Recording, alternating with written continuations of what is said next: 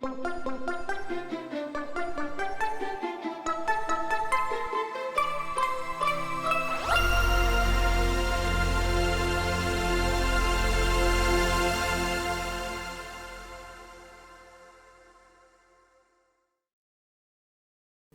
morning all, and thank you, Claire, for the introduction. I would like to thank the organizing committee for giving me this opportunity. Actually, it's my first time to be in this presentation. So, and also would like to thank the sponsors, the ACTUP and the ASHM team, for giving me this opportunity to share the challenges and strategies for elimination of perinatal HIV transmission in my country.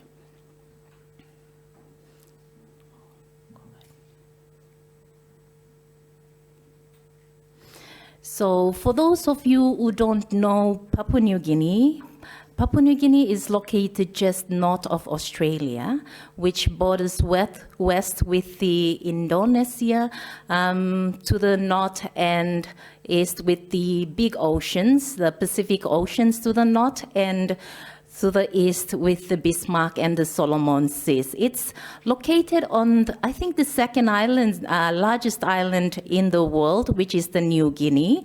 It has a population of about 11.8 million from the national population estimates, and bulk of our population, about 87%, reside in the rural settings. We have 4 different regions, and we have 22 different provinces, and we are one of the most linguistically diverse countries with more than 800 languages. So these are some of the challenges in healthcare in PNG, which are not specific to HIV. We have very unique geography with difficult terrains. You can see on the picture on the right, we ordered the toughest Land Cruiser from Japan, but it can't sustain our terrain here. You see, finding it very difficult to push the vehicle up. So we have very poor infrastructure that is reaching out to the majority of our population. We have low literacy level, which leads to poor health-seeking behaviors among the general population. We also have healthcare worker scarcity, and a lot of healthcare workers are not do multitasking. So we have lowest ratio of doctor and nurses across the Pacific, which one doctor-patient ratio, 1 is to about 10,000. That's for doctors. We have a lot of gender inequality, and we have high number of physical and sexual violence as well. Some other challenges include safety and security issues, and financial constraints are some of the things that we have issues. So the background of HIV in Papua New Guinea. In 2022, according to our Spectrum estimate, there were about 72,000 people living with HIV, 60% in women, 40% in men, and 6% of children below 15 years. It's the second fastest growing epidemic in East Asia and the Pacific. An estimated national prevalence last year was 1%, with an increasing epidemic. Our overall perpetuity coverage is about 51%, and our vertical transmission rate is alarmingly high of about 34%. Our new infections incidence rate last year was about 0.65 per 1,000 population, and a total of 1,200 people died of AIDS-related death last year. So this translates, there's about 18 new infections of HIV per day in PNG, and the majority occur within the economically aged group 15 to 49, and the incidence rate is about 1% in that group. What about pediatric data? We still have data limitation with pediatrics, but there's 2 children infected with HIV in a day in PNG, and our ART coverage is about 49%. We still have high vertical transmission rate, which I've initially mentioned. We do not have we have poor repeat testing in HIV-negative pregnant mothers. So, and also we have a breastfeeding policy which says that all infants less than 6 months all should be exclusively breastfed, which we don't have testing in breastfeeding mothers. So this is our progress towards the 95, 95, 95 and the epidemic care for PNG. Of the 72,000 people who are estimated to be living with HIV, 70% of them know their status, 87% of them are on ART, and of those on ART, 87% of them are virally suppressed, which is below the progress towards 95, 95. And on the right, you can see our epidemic curve. Our new infection is on a rise as well as our death. So it basically shows that our program is suboptimal.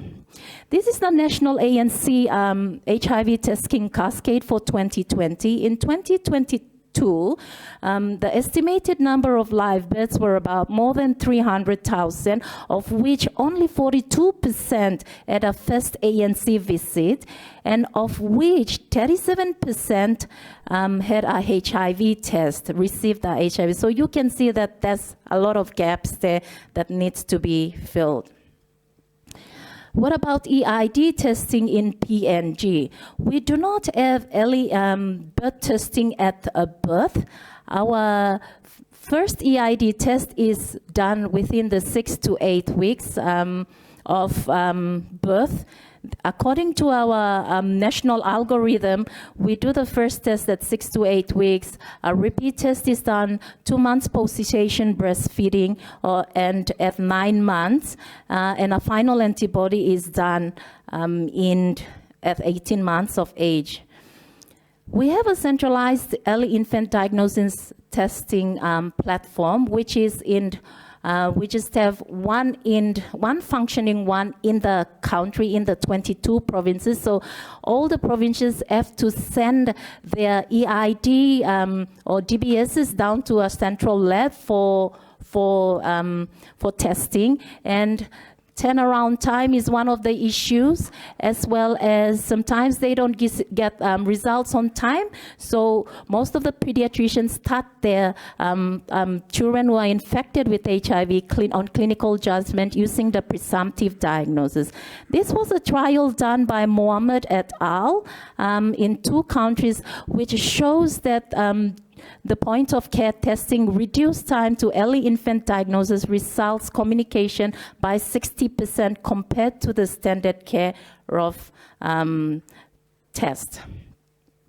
So we have a ongoing project in our country by ACT UP PNG, which started in 2020, and it's a collaboration between the PNG and the Australian government, and also involves the health authorities as well as the research institution in providing point of care testing for infants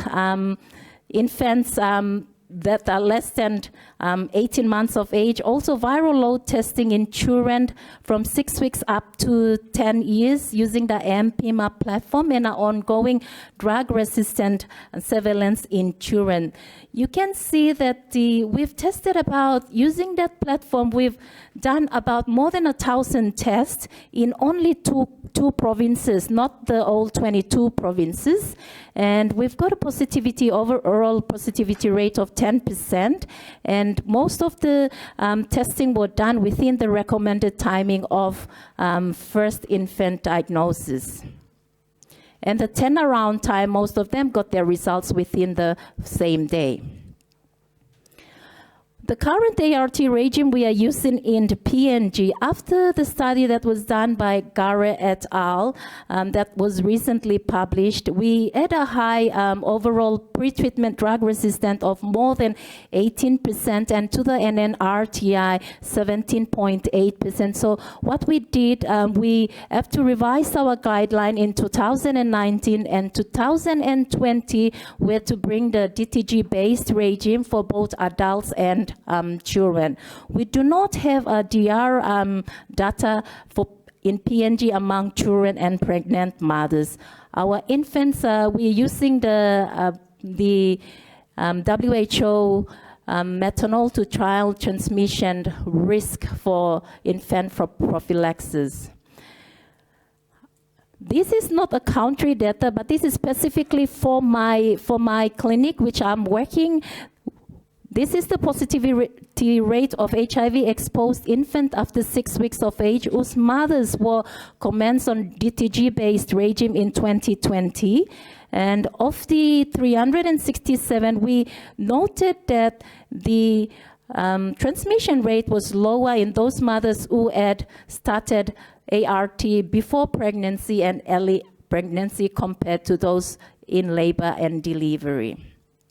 So what are some of the main challenges in EMTCT? We have very low rates of ANC coverage, low supervised delivery, low rates of HIV testing of those attending ANC. So that's we have also low rates of EID and delayed turnaround time for test results from centralized laboratory testing, slow rollout of point-of-care testing. We have leaky cascade with loss to follow-up of pregnant women living with HIV and their infants. Also low rates of male partner involvement, lack of special care and provision for pregnant and adolescent who are lost to follow-up, poor infrastructure in many healthcare clinics not supporting EMTCT program, and issues with inconsistent supply stockout of HIV commodities. So what have we been doing? So the National Department of Health is working on a national strategic framework and an operation plan for elimination of mother-to-child transmission. And some of the highlights of EMTCT in the plan is basically to improve ANC access and HIV testing, improve linkage to ART and viral load monitoring, also improve early infant diagnosing by using the point-of-care testing platform, optimizing our HIV-exposed infant prophylaxis, trying to institutionalize the training into healthcare workers. So we, the training team, go out to the schools, to the medical schools or nursing schools to try train healthcare workers from there. So when they come out from school, they're able to care for our mothers and babies, and also improving support services for newly diagnosed HIV pregnant positive mothers. Thank you.